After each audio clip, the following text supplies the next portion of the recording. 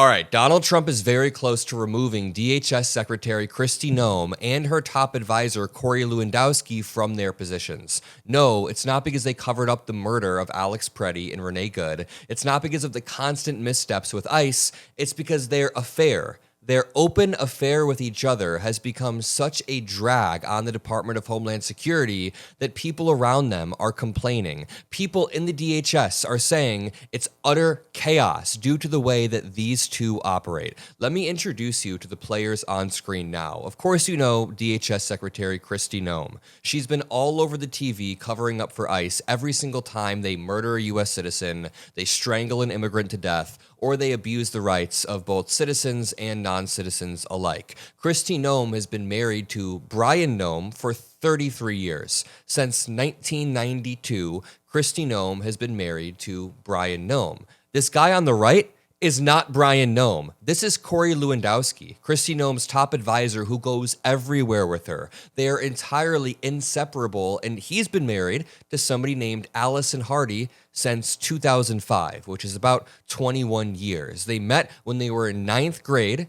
He was in ninth grade and she was in eighth grade, according to the reports. But now that entire relationship has been nuked, obliterated by the open affair being conducted by Kristi Noem and Corey Lewandowski since before they even got into power. Let me point out, this is the least Christian administration I've ever seen, being led by a man who's probably had more affairs than these two have had throughout the past few decades. I'm talking about Trump, obviously. This is also about the 19th scandal that shows every single person in a position of power in this administration is wholly unqualified. Remember in December when we learned that FBI Director Kash Patel, this is different than the DHS, this is the FBI now. Kash Patel, on more than one occasion, ordered that the security detail protecting his girlfriend escort one of her allegedly inebriated friends home after a night of partying in Nashville. So one more time, Kash Patel would order U.S. security details, like Secret Service that we pay for, to escort home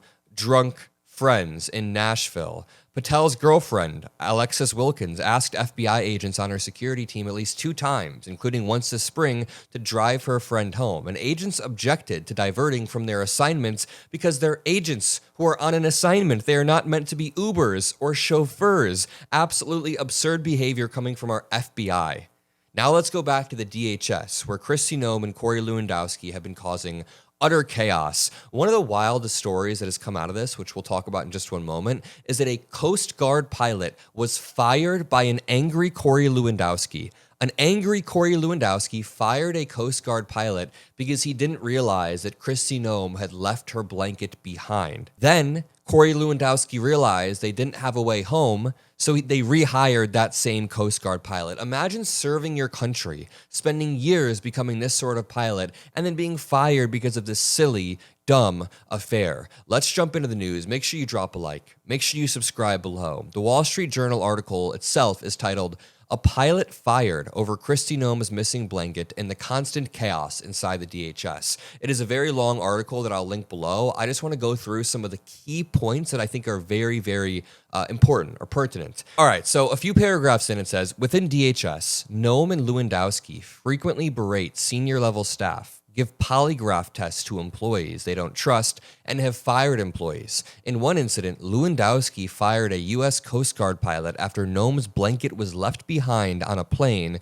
according to people familiar with the incident. Simmering criticism over the past year for Noem's policies and publicity exploded in Minneapolis, jeopardizing her grip over DHS and putting her standing with Trump on thin ice. Though some in Trump's inner circle have tried to persuade the president to fire Noem and Lewandowski, according to admin officials, he has so far resisted, saying publicly he has no plans to dismiss her. Lawmakers from both parties have been critical. Democrats in Congress are trying to impeach her and demand changes to the department's enforcement mechanisms. We have leverage. We need to continue to double down on this leverage. And to continue here, this says, a bombshell report alleged that the DHS secretary is in a state of constant chaos under the leadership of Kristi Noem. The entire department is under constant chaos. The Wall Street Journal cites these sources who says that Kristi Noem tries to burnish her personal stardom at every turn. Noem has, quote, staged a headline-grabbing immigration crackdown while sidelining rivals and dissenters, the newspaper states. Listen to this. This is where the affair comes into play.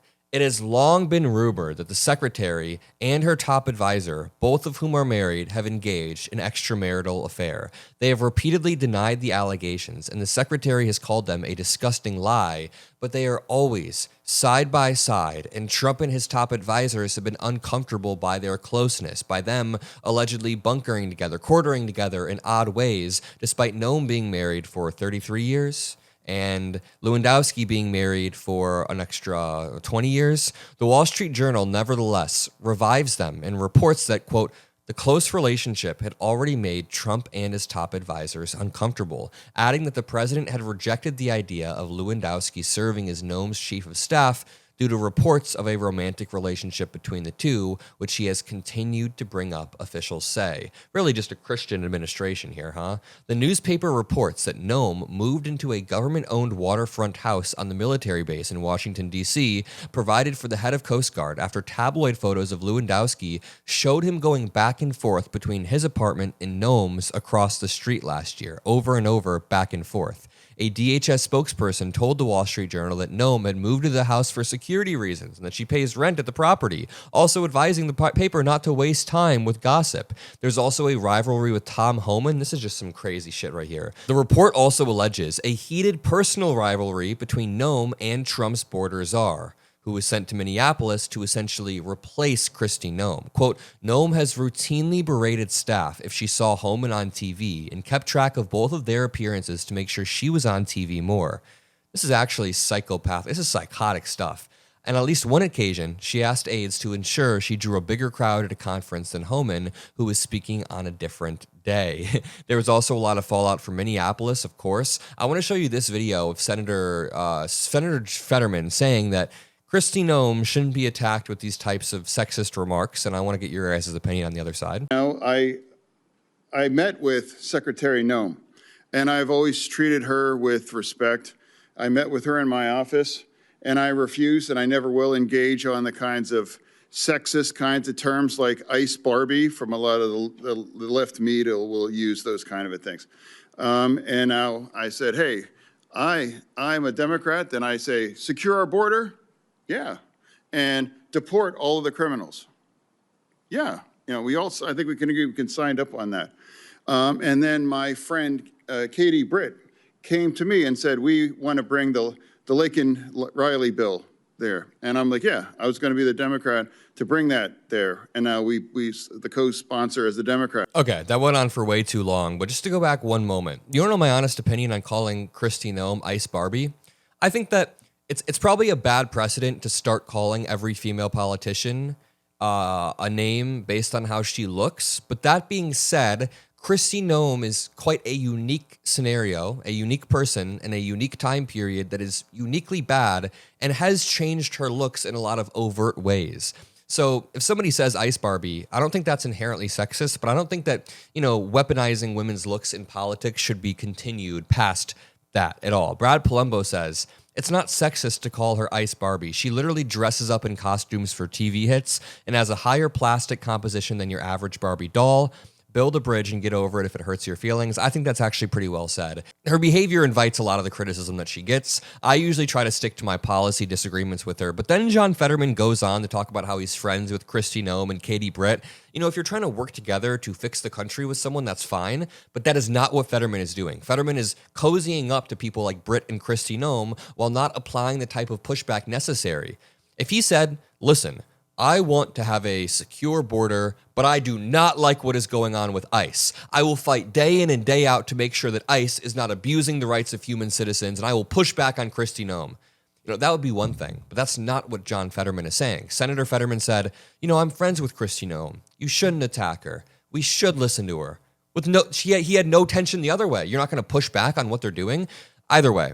If you appreciate these videos and if you want to make sure this administration is held accountable in November and even before that, make sure you drop a like and subscribe. We will continue to push back on a daily basis. I think it's absurd that this administration is held to different standards than prior administrations. Could you imagine if Biden had every single secretary at the FBI, at the DHS, at the DOJ, all embroiled in scandals regarding affairs, pedophilia, wasting taxpayers' dollars, more pedophilia and more alleged pedophilia. Could you imagine if Biden had all of this and then Biden himself were posting AI videos of former presidents depicted as gorillas? I mean, it is all absurd, and we are going to continue to push back. I love you all. I'll see you in the next video, and peace out.